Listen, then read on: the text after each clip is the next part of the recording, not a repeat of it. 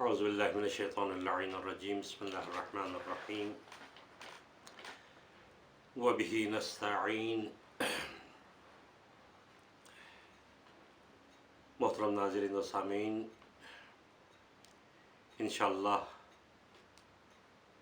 لطف خدا، احسان خدا اور مدد خدا کے ذریعے آل محمد کے صدقے میں ہم انشاءاللہ کوشش کریں گے کہ مختلف علماء کے تفاسیر کو مد نظر رکھتے ہوئے ہم قرآن کی بسم اللہ الرحمن الرحیم سے لے کے والناس تک مختصر وہ تفاسیر کریں، ان تفاسیر میں سے جملے اخذ کریں جو ہمارے روزمرہ کے کاموں میں کی طرف اشارہ دیتا ہو، کیونکہ قرآن مجید میں ہے کہ لا رتب ولا یابس الا فی کتاب مبین، کوئی بھی خشک و تر ایسی چیز نہیں ہے جس کا ذکر قرآن مجید میں نہ ہو۔ اب ہم دیکھتے ہیں کہ ہماری زندگی میں جو ضروریات کی چیزیں ہیں وہ قرآن مجید کے کہاں پر، کس جگہ میں، کس طریقے سے بحث کی گئی ہے۔ یہ تو تمام علماء فرماتے ہیں کہ قرآن اصول پہ بحث کرتی ہے اور احادیث رسول اور اقوال ائمہ اس اصول کی تشریح کرتی ہے، ان کے اقوال قرآن کی تفاسیر ہیں۔ انشاءاللہ ہم کوشش کریں گے کہ ہر آیت میں سے جو ہمارے روزمرہ کے ضروریات زندگی اس پر کس طرح نشاندہی کرتی ہے اور کس طرح ہمیں زندگی گزارنے کا سلیقہ قرآن سے سکھاتا ہے، انشاءاللہ ہم اسی پہ گفتگو کریں گے۔ بسم اللہ الرحمن الرحیم۔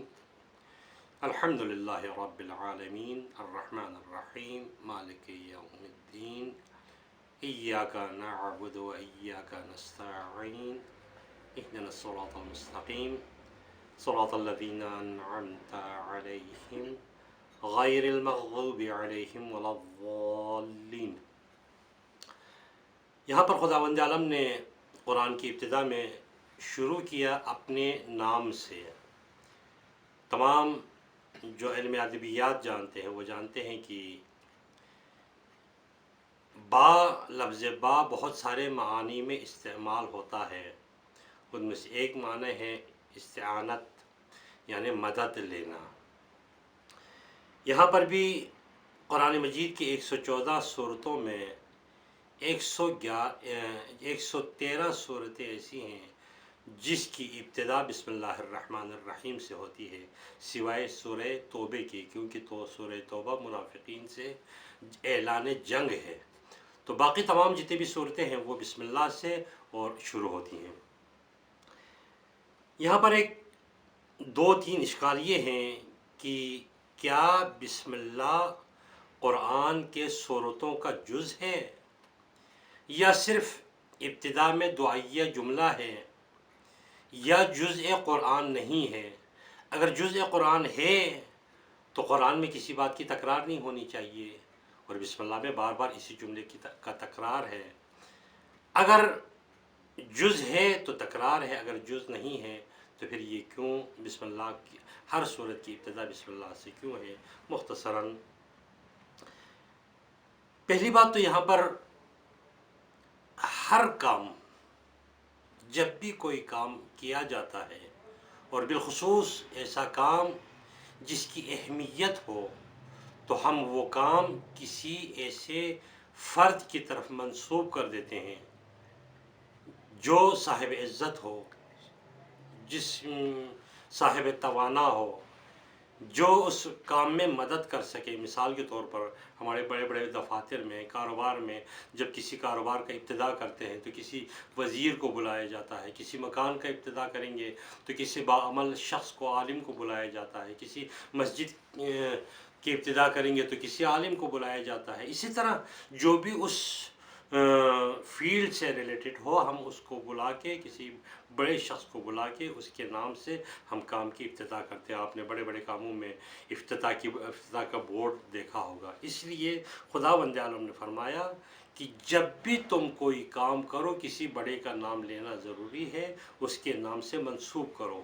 تو کیا یہ بہتر نہیں ہے کہ جب بھی کوئی کام کرو اس ذات الہی کے نام سے ابتدا کرو جو ہمیشہ بقا ہے، جس میں فنا نہیں ہے، جو غنا ہے جس میں کوئی فقر نہیں ہے، جو بے محتاج ہے، جو محتاج مند نہیں ہے۔ اس لیے ہر کام کی ابتدا اس ذات الہی سے ہونی چاہیے جو سب خود بھی بقا اور بقا دینے والا ہے، جو کسی کا محتاج نہیں ہے بلکہ تمام محتاج مندوں کو محتاجیت سے نکالنے والا وہی ذات الہی ہے۔ اس لیے ہر صورت کی ابتدا، جیسے کہ ہم قرآن کھولتے ہیں، کوئی سورہ کھولتے ہیں، کسی چیز کو ابتدا کرتے ہیں، چاہے کوئی بھی کام ہو، اس میں بسم اللہ پڑھنے کی تاکید ہے۔ اسی لیے رسول پاک حضرت محمد مصطفیٰ صلی اللہ علیہ وآلہ وسلم کا بھی فرمان ہے کہ اگر کوئی کام جو بسم اللہ کے بغیر شروع کیا جائے تو وہ دم بریدہ ہے، یعنی کہ اس کا کوئی نتیجہ نہیں نکلے گا۔ ہو سکتا ہے ظاہر تھوڑا سا کام چل جائے لیکن وہ نتیجہ خیز نہیں ہوگا جو کام بسم اللہ سے شروع نہیں کریں گے۔ اس لیے ہر کام زندگی میں، ہر کام اگر آپ زمین سے اٹھتے ہیں تو بسم اللہ الرحمن الرحیم پڑھ کے اٹھیں، تاکہ آپ کے اٹھنے میں خدا آپ کو مدد دے۔ جب آپ چلنا شروع کر دیتے ہیں، گھر سے باہر نکلتے ہیں، تو بسم اللہ الرحمن الرحیم کی تلاوت کریں تاکہ آپ کا چلنا، جس کام کے لیے جانا، اس میں خدا کی مدد شامل ہو۔ جب آپ بیٹھتے ہیں تو خدا کا نام لے کے بسم اللہ الرحمن الرحیم کی تلاوت کر کے بیٹھیں تاکہ آپ کا بیٹھنا بھی اس میں مدد الہی شامل ہو۔ جب بھی آپ کوئی چیز کھاتے ہیں، رزق کھاتے ہیں، نام الہی لے کے، مثال کے طور پر دسترخوان پہ کوئی بھی رزق جب آپ کھاتے ہوئے، لیکن شرط یہ ہے کہ حلال ہو، جب بھی کوئی رزق جب آپ لقمہ اٹھاتے ہوئے بسم اللہ الرحمن الرحیم کی تلاوت پڑھ کے آپ جب اس لقمے کو کھاتے ہیں تو کبھی بھی اس لقمے میں آپ کے لیے نقصان ضرر نہیں ہے، کیونکہ ہم نے اس لقمے کو بسم اللہ کہہ کے ہم نے اٹھایا۔ رسول پاک ایک مرتبہ مسجد سے نکلے تو دیکھا کہ ایک شخص ہے جو بالکل لاغر کمزور ہو گیا تھا۔ رسول پاک نے پہچان لیا کہ وہ شیطان لعین ہے۔ رسول پاک نے فرمایا کہ شیطان تم اتنے کمزور کیوں ہو گئے ہو، مرنے کے قریب ہو گئے ہو؟ تو شیطان کہتا ہے کہ یا رسول اللہ، میں آپ کی امت میں 7 کام ایسے ہیں جس کو دیکھ کر میری جان نکل جاتی ہے، میری توانائی ختم ہو جاتی ہے، میں کمزور ہو جاتا ہوں، میری موت قریب ہو جاتی ہے۔ رسول پاک نے فرمایا کہ وہ کیا ہے؟ تو شیطان نے عرض کیا کہ یا رسول اللہ، میں کوشش کرتا ہوں کہ لوگ حرام رزق کھانا شروع کر دیں، اگر وہ حرام رزق نہ ہو، حلال رزق ہو، تو میں کوشش کرتا ہوں کہ وہ آپ کا نام لینا بھول جائے تاکہ اس رزق میں بھی شامل ہو جاؤں۔ لیکن جب بھی کوئی شخص دسترخوان بچھ کے کھانا کھانے کے لیے تیاری کرتا ہے تو وہ پہلا لقمہ اٹھانے سے پہلے بسم اللہ الرحمن الرحیم کہہ کے مجھے اس رزق میں شامل ہونے سے روک دیتا ہے۔ اس لیے میں کمزور ہو رہا ہوں کیونکہ مجھے رزق نہیں ملتا، پہلا کام۔ اس لیے جب بھی کوئی آپ کام شروع کریں، بسم اللہ الرحمن الرحیم کہہ کے کام شروع کریں گے تو اس کام میں خدا آپ کی مدد کرے گا۔ اس کام کے جتنے بھی نقصانات ہیں، اس کی برائیاں ہیں، خداوند عالم اپنے رحمت کے ذریعے ان برائیوں کو، اس ناکامیوں کو دور کر دے گا۔ اس لیے جب بھی کوئی کام شروع کریں اس میں بسم اللہ الرحمن الرحیم کی تلاوت کریں، پہلا کام۔ اور دوسری بات کہ بسم اللہ الرحمن الرحیم نے خداوند عالم نے اپنے تمام صفات میں سے 2 صفتوں کا ذکر کیا کہ بسم اللہ، اس ذات الہی کے نام سے جو اللہ ہے۔ خدا کے باقی نام یہاں پہ شامل نہیں کیے، صرف لفظ اللہ کو رکھا۔ اس میں تمام علماء یہی کہتے ہیں کہ اللہ باقی تمام صفات کے مجموعے کا نام اللہ ہے۔ اگر ہم خدا رکھیں گے تو بھی محدودیت ہے، رازق رکھیں گے، مالک رکھیں گے، یہ تمام چیزیں اس میں محدودیت آ جاتی ہے۔ جو لامحدود ہو وہ لفظ اللہ ہے۔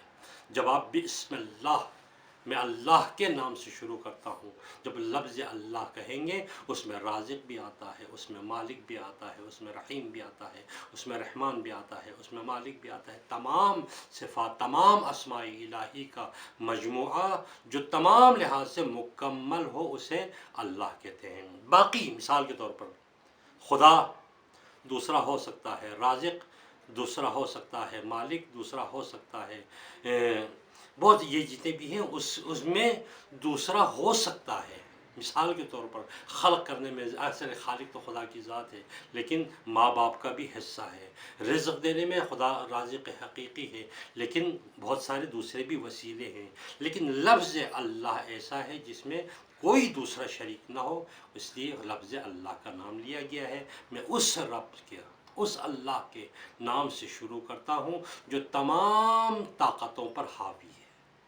اس کے طاقت کے مقابلے میں کوئی بھی طاقت نہیں، جو تمام طاقتوں پر، جو تمام مالکوں پر، جو تمام رازقوں پر، جو تمام خداؤں پر حاوی آ جائے، اور جو تمام رازقوں کا، تمام مالکوں کا جو رب ہو، اسے اللہ کہا جاتا ہے۔ اور یہ صفت، یہ نام مجموعہ صفات اللہ ہے۔ دوسرا اور تیسرا جملہ، اس میں اعتراض یہ ہے کہ ایک سوال ہو سکتا ہے کہ یہاں پر بسم اللہ الرحمن الرحیم میں دو صفت کا نام لیا گیا، دو صفت کی تکرار کی گئی کہ رحمان اور رحیم۔ یہاں پہ باسم رازق نہیں آیا، باسم مالک نہیں آیا، باسم خالق نہیں آیا، یہاں باسم جبار نہیں آیا، باسم قہار نہیں آیا، یہاں پہ رحمان اور رحیم کا نام یہ دو صفت بار بار تکرار کی گئی ہے۔ تو علماء فرماتے ہیں یہ اس لیے ہے کہ، اور اس میں احادیث نبوی بھی ہے، پیغمبر اقوال آل محمد بھی ہے کہ خدا کے تمام صفتوں میں سے سب سے اہم صفت جو بندوں کی ضرورت ہے وہ ہے رحمان الرحیم۔ کیونکہ ایک بات، دوسری بات، تمام صفتوں پہ یہ دو صفت حاوی ہیں۔ خدا کا قہر بعد میں ہے، خدا کا جباریت بعد میں ہے، قہاریت بعد میں ہے، لیکن رحمان اور رحیمیت یہ عام ہے۔ اور رحمان صفت عام اور رحیم صفت خاص ہے۔ اس میں علماء فرماتے ہیں کہ خدا وہ رحمان ہے، خدا وہ رحمان ہے جس کی رحمانیت تمام مخلوقات پر ہے، چاہے اس کا ماننے والا ہو، چاہے اس کا نہ ماننے والا ہو، چاہے اس کا اقرار کرنے والا ہو، چاہے اس کا انکار کرنے والا ہو، چاہے اس کے آگے سر جھکانے والا ہو، چاہے اس کا گستاخ ہو۔ صفت رحمانیت یہ وسیع ہے، مسلمانوں پر، متقیوں پر، مومنوں پر، کافروں پر، مشرکوں پر، حیوانات پر، نباتات پر، انسانوں پر، تمام چیزوں پر جو خدا کی صفات حاوی ہو وہ ہے رحمان۔ اور یہ ایک بات۔ دوسری بات، علماء فرماتے ہیں کہ یہ رحمان دنیا کے ساتھ خاص ہے، دنیا کے ساتھ یہ رحمان، لفظ رحمان خاص ہے، ہر ایک پر خدا رحم کرتا ہے۔ کتنے کتنے گستاخ یہاں پہ گزرے ہیں، قارون جیسا، فرعون جیسا، شداد جیسا، نمرود جیسا، جس پر بھی خدا کی رحمانیت نازل ہے، حاوی ہے، اس سے رحمانیت کا حصہ ان کو بھی ملتا ہے۔ دیکھیں انسان، یہ سانس لینا، ہوا ہر ایک کے لیے عام ہے، مومن بھی وہی سانس لیتا ہے، کافر بھی، مشرک بھی، جو ماننے والا ہے، جو نہ ماننے والا ہے، سب سانسیں لے رہا ہے۔ یہ خدا کی صفات رحمانیت میں سے ہے۔ رزق سب کو مل رہا ہے، یہ خدا کی رحمانیت میں سے ہے۔ اس لیے رسول پاک حضرت محمد مصطفیٰ صلی اللہ علیہ وسلم کی دعاؤں میں سے یہ ہے کہ 4 نعمتوں کا خدا کے درگاہ میں ہمیشہ شکر ادا کرنا۔ اس میں سے ایک یہ ہے کہ پاک پروردگارہ الحمدللہ الذی ستر ذنوبی وعیوبی، پاک پروردگارہ میں تیرا شکر ادا کرتا ہوں کہ تو نے میرے گناہوں پہ پردہ ڈال رکھا ہے۔ یہ رحمانیت ہے، یہ صفات رحمانیت ہے۔ مجھ جیسے گناہ گاروں پر بھی پردہ ہے، کتنے گستاخوں پر پردہ ہے، کتنے گناہ گاروں پر خداوند عالم نے پردہ ڈال رکھا ہے۔ کیوں؟ اس لیے وہ رحمان ہے، وہ نہیں چاہتا کہ اس کے بندے دنیا میں شرمندہ ہو۔ اس لیے کتنے بدبخت ہیں وہ کہ وہ رحیم تمہارے گناہوں پہ اتنا پردہ ڈالتا ہے اور تمہارے گناہوں کو عیاں نہیں ہونے دیتا۔ اس کا مطلب یہ نہیں ہے کہ تمہارے گناہوں پہ ہر وقت پردہ ڈالتا رہے۔ خدا تمہیں ایک اشارہ دینا چاہتا ہے، خدا تمہیں تنبیہ کرنا چاہتا ہے، دیکھو اپنے گناہوں، جو چھپے گناہ ہیں، جو تمہارے گناہ عیاں نہیں ہوئے ہیں، یہ تیرا کمال نہیں ہے بلکہ اس کے صفات رحمانیت کی وجہ سے ہے جس نے تیرے گناہوں پہ پردہ ڈال رکھا۔ جب وہ رب دنیا میں تیرے گناہوں سے پردہ نہیں اٹھانا چاہتا تو اب یہ تیرا کام ہے کہ توبے کے ذریعے قیامت میں بھی اس گناہوں سے پردہ نہ اٹھے۔ اگر وہ گناہ قیامت میں بھی تو اس گناہ سے پردہ نہیں اٹھانا چاہتے ہو تو تم اپنے گناہوں سے توبہ نصوح کر لو، پہلا کام۔ اور ایک جملہ ہے رحیم، یہ تو رحمان تو صفات وہ عام ہے، لیکن رحیم جو ہے وہ صفت خاص ہے، وہ کافروں کے لیے نہیں ہے، وہ مشرکوں کے لیے نہیں ہے، وہ بدبختوں کے لیے نہیں ہے، رحیم متقیوں کے لیے ہے۔ رحیم لا الہ الا اللہ محمد الرسول اللہ، کلمہ توحید پڑھنے والا، کلمہ رسالت پڑھنے والا، ان کے لیے صفت رحیمیت یہ مسلمانوں کے لیے خاص ہے، پہلا کام۔ دوسری بات، رحمان صرف دنیا کے لیے ہے، رحیم دنیا میں نہیں ہے، دنیا کے لیے صرف رحمانیت کافی ہے، لیکن رحیم قیامت کے لیے ہے۔ خداوند عالم رحیم ہوگا قیامت کے دن، جو گناہ گار ہیں، جنہوں نے اعمال تو کیے ہیں لیکن وہ قبولیت کے منزل پہ نہیں ہیں، جس کے اعمال کم پڑتے ہیں، اس پر خداوند عالم اپنا رحم کرے گا، صفات رحیمیت کو حاوی کر دے گا، اور جتنے بھی گناہ گار ہیں اگر وہ اس استطاعت اس میں ہے تو خداوند عالم وہ رحیم ذات ہے، وہ گناہوں کو معاف کر سکتا ہے۔ اسی لیے شاید رسول پاک کی ایک حدیث ہے، یا ایک اقوال معصومین میں سے ہے، یہ حدیث ہے، میرے ذہن میں ابھی نہیں ہے، لیکن اس میں خداوند عالم نے فرمایا کہ میں نے احسان کو، میں نے محبت کو خلق کرنے کے بعد اس کے 10 حصے کر دیے، اس کے 10 حصے کر دیے، رحم کو 10 حصے کر دیے، اس میں سے ایک حصہ پوری کائنات میں نے بانٹ دیا۔ جو ماں باپ اپنے بچوں سے کرتا ہے وہ وہی محبت کا حصہ ہے، جو بھائیوں میں آپس میں محبت ہے وہ اسی حصے میں سے ہے، جو دوست آپس میں ہیں اسی حصے میں سے ہے، میاں بیوی میں جو محبت ہے وہ اسی حصے میں سے ہے، دنیا میں خدا جو رحم کرتا ہے وہ بھی اسی حصے میں ہے۔ خدا فرماتا ہے، شاید حدیث قدسی ہے، خدا فرماتا ہے کہ ایک حصہ میں نے کائنات پوری دنیا میں تقسیم کر دیا، اس میں میری رحمانیت بھی شامل ہے، لیکن 9 حصے ہیں محبت کے، 9 حصے رحیمیت کے حصے ہیں، جس کو میں قیامت میں عیاں کر کے تمام گناہ گاروں پہ اپنا شفقت کروں گا، ان کے گناہ گاروں کو معاف کرنے کی کوشش معاف کریں گے۔ اگر خداوند عالم اس وقت معاف کرتا ہے جب بندوں میں صلاحیت ہو معافی طلب کرنے کی، برتن میں اتنا ہی پانی آتا ہے جتنا ظرف ہو، اس لیے خداوند عالم کے درگاہ میں دعا یہ کریں کہ پاک پروردگارہ رحم مجھ جیسے گناہ گار کو دیکھ کے نہیں بلکہ اپنی رحمانیت کے صدقے میں ہم پر قیامت میں رحم فرما۔